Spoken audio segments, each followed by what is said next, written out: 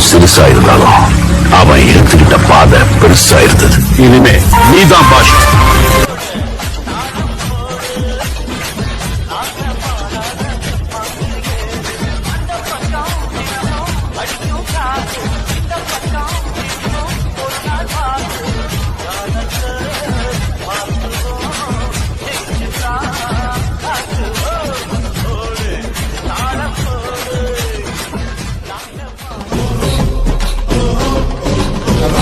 பொட்டு வச்சு சிங்கம் போல எட்டு வச்சு குத்தங்களை கொல்லி வைக்க வர்றான். சிங்கத்துல அன்ப வச்சு சிந்தனைய உள்ள வச்சு மொத்தத்துல வெற்றி கொள்ள வர்றான். நம்முடைய ஊரசன கண்டு கொண்ட அதிசீவன் துன்பங்களை தோலுரிக்க வர்றான். இருக்கும் தீமைகளை முட்ட வரும்.